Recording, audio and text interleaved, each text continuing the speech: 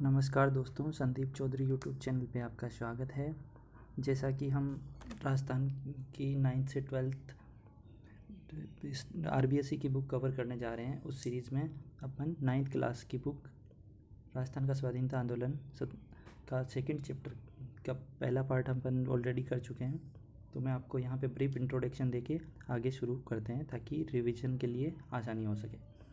राजस्थान में क्रांतिकारी में दोस्तों अपन ने प्रमुख 3 कवियों के बारे में पढ़ा था। बांकीदास, जो जोधपुर नरेश मानसिंह के राजकवि और काव्य गुरु थे, उन्होंने नागरी प्रचारणी सभा 3 खंडों में पब्लिश करी।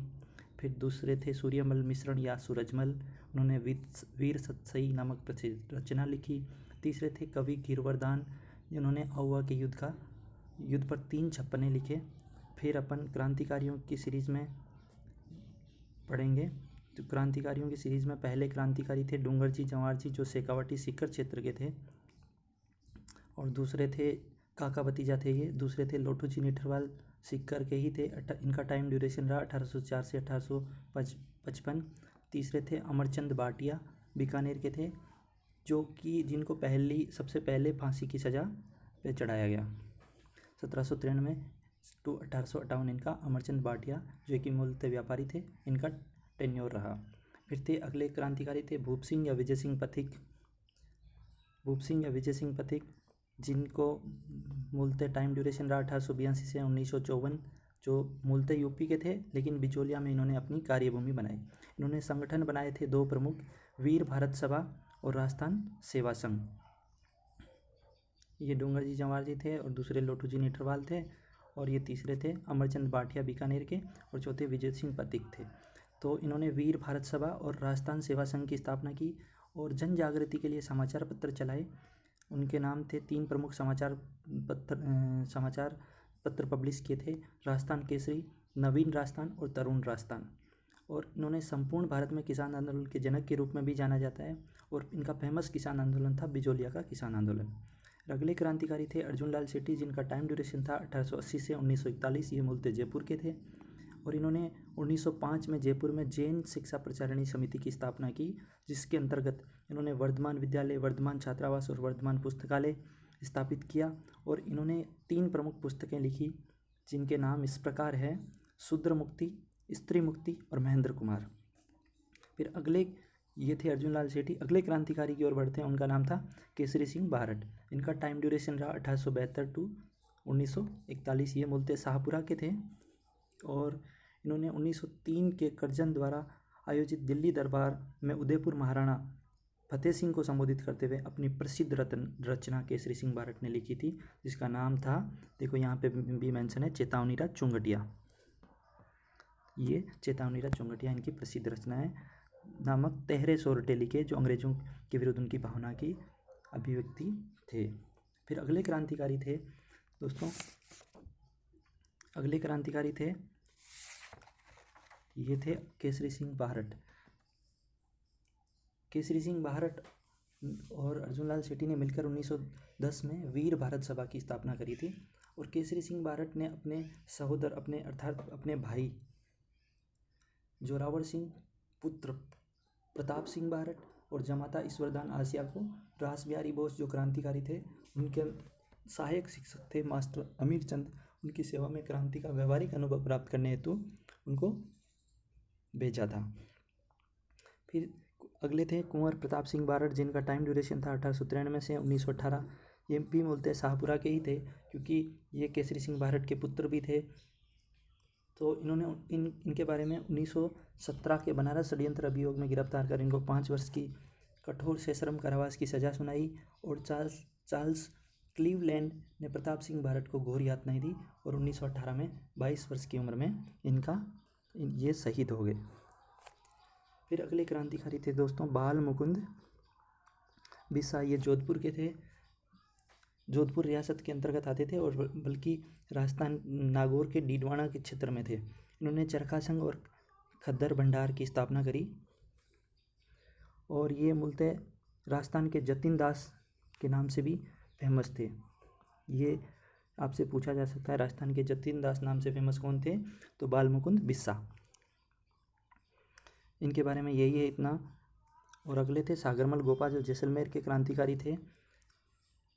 इन्होंने मूलतः 3 पुस्तकें लिखी थी जो फेमस हैं। पहली थी आज़ादी के दीवाने, और दूसरी थी रघुनाथ सिंह का मुकदमा, और तीसरी थी जैसलमेर का गुंडा राज। यहाँ पे मैंने अंडरलाइन भी कर दिए। फिर अगले क्रांतिकारी थे दोस्तों, अगले क्रांतिकारी के बारे में अपन ने पढ़ा था नानाभाई खाट, रास्तापाल डूंगरपुर। ये मूलतः उत्तर डूंगरपुर प्रजामंडल में उत्तरदायी शासन की स्थापना तो रियासत अत्याचारों के विरुद्ध 1947 में आंदोलन चलाया गया था माणिक्यलाल वर्मा के निर्देशन में। ये याद रखने लायक चीज़ है, माणिक्यलाल वर्मा। तो रास्तापाल एक जगह है डूंगरपुर में, वहाँ के नानाभाई खाट ने प्रतिज्ञा ली कि जब तक वो गांव में रहेंगे तब तक अपनी गांव की पाठशाला को बंद नहीं होने देंगे। और इसी के अगेंस्ट में अंग्रेज़ों ने उन पे महारावल के आदेश के विरुद्ध आक्रमण कर दिया, फलस्वरूप इन्होंने इसका विरोध किया, फलस्वरूप इनकी मृत्यु हो गई। फिर अगले थे सरदार हरलाल सिंह, जो झुंझुनू के थे। ये मूलतः एक किसान नेता थे और इन्होंने एक विद्यार्थी भवन झुंझुनू नामक संगठन की स्थापना की, जो इनकी राजनीतिक और सामाजिक गतिविधियों का केंद्र था। और इनको हरदयाल सिंह जो झुंझुनू के थे, इनको सरदार की उपाधि इनके सहयोगियों ने कुशल नेतृत्व के कारण इनको ये सरदार की उपाधि दी। अगले थे कप्तान दुर्गा प्रसाद, जो नीम का थाना सीकर के ही निवासी थे। इन्होंने अर्जुनलाल सेठी की वर्धमान पाठशाला में शिक्षा प्राप्त करी और सांभर और कानपुर में बाद में शिक्षा प्राप्त करी। और राजस्थान सेवा संघ, जो बिचौलिया किसान आंदोलन के थे विजय सिंह पति या भूप सिंह, उनके अंतर्गत कार्य भी किया। और 1930 के स्वाधीनता आंदोलन में इन्होंने सक्रिय भूमिका निभाई और इन्होंने पत्रकारिता में भी अपना योगदान दिया। दैनिक नवज्योति समाचार पत्र में संपादक के रूप में कार्य किया। तो दोस्तों ये यहाँ तक अपन ने पढ़ा था लास्ट वीडियो में। इस वीडियो में हम राजस्थान में क्रांतिकारियों में महिलाओं के बारे में पढ़ेंगे, जिसके अंतर्गत अपन जानकी देवी बजाज जो सीकर की थी, अंजना देवी चौधरी वो भी सीकर की थी, उसके बारे में पढ़ेंगे। फिर रतन शास्त्री जो जयपुर की थी, फिर रमा देवी जो जयपुर की थी, कालीबाई जो डूंगरपुर की थी, और किशोरी देवी, इनके बारे में आगे अपन पढ़ेंगे। तो दोस्तों अगर आप इस चैनल पर नए हैं तो इस चैनल को लाइक, सब्सक्राइब और शेयर करना न भूलें। और अगर आपका कोई इससे रिलेटेड सुझाव हो तो वो भी ज़रूर कमेंट बॉक्स में लिखें। तो दोस्तों पढ़ते हैं आगे। जानकी देवी बजाज, इनका जन्म लक्ष्मणगढ़ के सेठ गिरधारी लाल जाजोदिया के यहाँ 1893 में मध्य प्रदेश के जावरा कस्बे में हुआ। 1902 में जमनालाल बजाज के साथ जानकी देवी का विवाह हुआ। जमनालाल बजाज राजस्थान के स्वाधीनता आंदोलन के प्रमुख नेताओं में से एक थे। इन्हें ससुराल वर्धा में रहना पड़ा। सर्वप्रथम जानकी देवी ने जड़ परंपराओं को तिलांजलि दी, तभी खुलकर सत्याग्रह में भाग ले सकी। बजाज जी के देहांत के बाद इनको गौसेवा संघ का अध्यक्ष बनाया गया। वे जयपुर प्रजामंडल के 1944 के अधिवेशन की अध्यक्ष चुनी गई। दोस्तों आगे अपन पढ़ेंगे राजस्थान के एकीकरण में प्रजामंडलों की भूमिका। तो वहाँ पे अपन जयपुर प्रजामंडल के बारे में भी पढ़ेंगे। तो ये था जानकी देवी बजाज के बारे में। अगला था अंजना देवी चौधरी, जो सीकर की थी। इनका जन्म 1897 में सीकर जिले के श्री माधेपुर में एक मध्यम वर्गीय अग्रवाल परिवार में हुआ। इनका विवाह 1911 में रामनारायण चौधरी से हुआ। अपने पति की इच्छानुसार 20 वर्ष की आयु में पर्दा प्रथा त्याग कर राष्ट्रीय स्वतंत्रता संग्राम में सहयोग करने का संकल्प लिया। 1921 से 24 में मेवाड़, बूंदी राज्यों की स्त्रियों में राष्ट्रीयता, समाज सुधार की भावना को बढ़ावा दिया और इनके साथ सत्याग्रह का कार्य किया। चाहे दलित तो धान का कार्य हो रहा हो अथवा अन्य रचनात्मक कार्य, इन्होंने अपने पति का भरपूर साथ दिया। किन्होंने अंजना देवी चौधरी जो सीकर की थी, ये समस्त रियासती जनता में गिरफ्तार होने वाली पहली महिला थी। ये लाइन इंपॉर्टेंट है दोस्तों। अंजना देवी चौधरी समस्त रियासती जनता में गिरफ्तार होने वाली पहली महिला थी। अगले थे रतन शास्त्री, जो जयपुर की थी। इनका जन्म 15 अक्टूबर 1912 में खाचरोद मध्य प्रदेश में रघुनाथ जी व्यास के यहाँ पर हुआ। इनका विवाह हीरालाल शास्त्री से हुआ। हीरालाल शास्त्री भी एक प्रजामंडल के प्रमुख नेता थे। सन 1929 में ग्राम सेवा, ग्राम उत्थान और जन सेवा के उद्देश्य से वनस्थली में इन्होंने हीरालाल शास्त्री द्वारा लड़कियों की शिक्षा के लिए स्थापित जीवन कुटीर कार्यक्रम में पूरा सहयोग प्रदान किया। तो दोस्तों टोंक में एक जगह वनस्थली, वहाँ पे एक यूनिवर्सिटी है महिलाओं की, उसके बारे में यहाँ पे मेंशन कर रखा है। हीरालाल शास्त्री द्वारा लड़कियों की शिक्षा के लिए स्थापित वनस्थली विद्यापीठ थी। वहाँ पर रतन शास्त्री ने जीवन कुटीर कार्यक्रम में पूरा सहयोग प्रदान किया। रतन शास्त्री ने सन 1939 में जयपुर राज्य प्रजामंडल के सत्याग्रह आंदोलन में सक्रिय रूप से भाग लिया। फिर और सन 1942 में भारत छोड़ो आंदोलन में भूमिगत कार्यकर्ताओं तथा और उनके परिवारों की सेवा की रतन शास्त्री ने। फिर अगली थी रमा देवी, जो जयपुर की थी। जयपुर में वेद गंगा साय के घर में इनका जन्म हुआ। विवाह 7 वर्ष की उम्र में ही हो गया और 11 वर्ष की छोटी उम्र में ये विधवा हो गई रमा देवी। बाद में गांधी विचारधारा रखने वाले नेता लादूराम जोशी से इनका पुनर्विवाह होता है। विवाह के बाद इन्होंने खादी पहनना प्रारंभ कर दिया और नौकरी छोड़ पति के साथ राजस्थान सेवा संघ में कार्य किया। बिजोलिया आंदोलन के समय पंडित लादूलाल जोशी की पत्नी रमा देवी 1931 में बिजोलिया गई, जहां उन्हें गिरफ्तार कर लिया गया।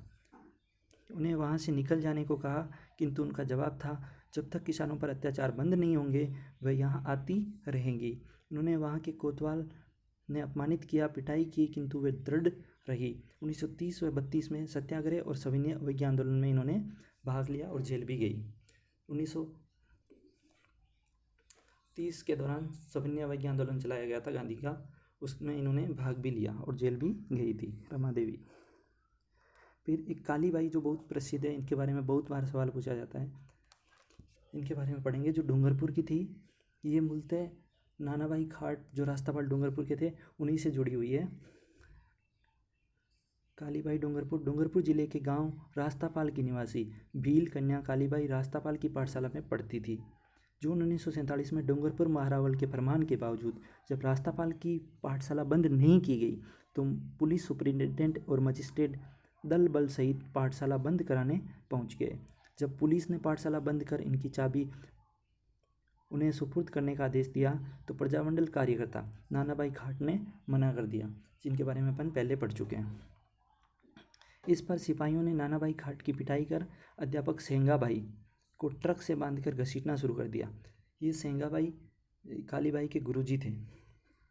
13 वर्षीय भील कालीबाई जो अपने खेत में घास काट कर लौट रही थी, जब उसने अपने गुरु सेंगाबाई, यहाँ पे अंडरलाइन कर सकते हैं, ये याद रखने लायक चीज़ है दोस्तों, सेंगाबाई को पीछे घसीटते देखा तो वह भीड़ को चीरते हुए ट्रक के पीछे दौड़ पड़ी और चिल्लाने लगी, मेरे गुरुजी को कहाँ ले जा रहे हो। ट्रक को रुकते देखकर उसने सिपाहियों को चेतावनी की परवाह किए बिना दराती से सेंगाबाई के कमर से बंधी रस्सी काट दी, मगर तभी पुलिस की गोलियों ने कालीबाई को छलनी कर दिया। फलस्वरूप 18 जून 1947 को उनका वो शहीद हो गई। अंत में अपने गुरु को बचाने के प्रयास में कालीबाई 18 जून को नहीं, 20 जून को 1947 को उसने दम तोड़ दिया। रास्तापाल में उनकी स्मृति में एक स्मारक भी बना हुआ है।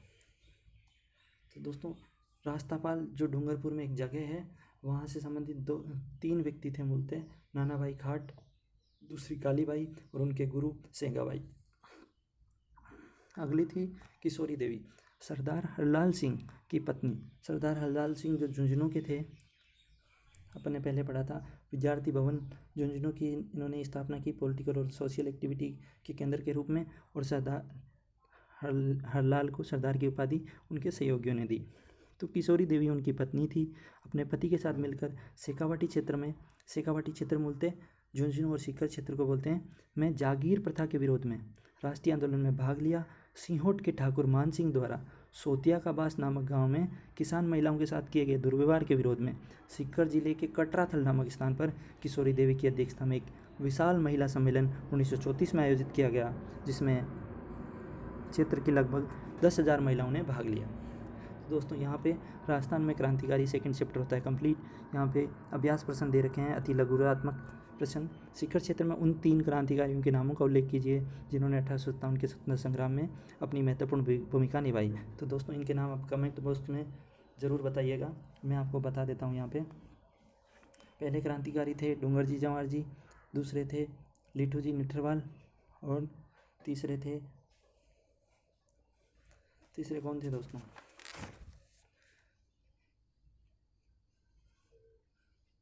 तीसरे आप बताइए कमेंट बॉक्स में।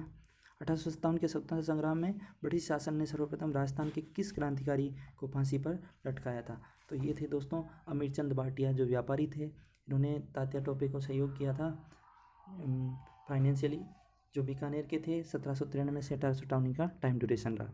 विजय सिंह पथिक ने अपनी किन समाचार पत्रों का संपादन किया? दोस्तों बहुत ही इंपॉर्टेंट है, बहुत बार एग्जाम में पूछा जा सकता है। विजय सिंह पथिक ने जन जागृति हेतु 3 समाचार पत्र चलाए थे, राजस्थान केसरी, नवीन राजस्थान और तरुण राजस्थान। और अगला पूछा है चेतावनी रा चुंगटिया किसकी रचना है? तो दोस्तों ये रचना है केसरी सिंह भारत की। तो किसको संबोधित करते हुए लिखी थी, ये आप कमेंट बॉक्स में ज़रूर बताइए। अगले थे डूंगरपुर जिले में रास्तापाल ग्राम में किस क्रांतिकारी की स्मृति में स्मारक बना हुआ है? तो दोस्तों अभी अभी हमने पढ़ा था, वो थी कालीबाई। अति लघुरात्मक प्रश्न भी है, अगर आप मेंस देना चाहते हैं तो इनका भी अभ्यास जरूर करें राजस्थान की पीसीएस का। स्वतंत्रता संग्राम में विजय सिंह पथिक की भूमिका वर्णन कीजिए। सेकंड, अर्जुन लाल सेठी कौन थे? भारत के मुक्ति संग्राम में उनकी क्या भूमिका रही? थर्ड है राजस्थान के स्वतंत्रता संग्राम के अंतर्गत राजस्थान में समाचार पत्रों की क्या भूमिका रही? फिर अगले क्वेश्चन है निबंधात्मक प्रश्न, भारत की आज़ादी के आंदोलन के दौरान राजस्थान में महिला क्रांतिकारियों की भूमिका को रेखांकित कीजिए। महिला क्रांतिकारी मूर्तें कौन कौन थी? जानकी देवी बजाज, अंजना देवी चौधरी, रतन शास्त्री, रमा देवी, कालीबाई और किशोरी देवी। इनके बारे में आप इनकी भूमिका को लेकर लिख सकते हैं। स्वतंत्रता संग्राम में शाहपुरा के भारत परिवार के योगदान का विस्तार से वर्णन कीजिए। तो दोस्तों शाहपुरा का परिवार था केसरी सिंह भारत, उनके भाई जोरावर सिंह, फिर थे उनके बेटे प्रताप सिंह और उसकी जमाता थी ईश्वरदान आसिया। तो इनका आप योगदान बता सकते हैं। और अधिकतर स्टूडेंट इन चीज़ों को इग्नोर कर देते हैं, लेकिन ये चीज़ें कंप्लीट चैप्टर पढ़ने के बाद आपको ज़रूर सोल्व करनी चाहिए, ताकि आपको कितना क्या याद रहा है इसका इवैल्यूएशन किया जा सकता है। धन्यवाद दोस्तों, नेक्स्ट वीडियो में मिलते हैं, तब तक के लिए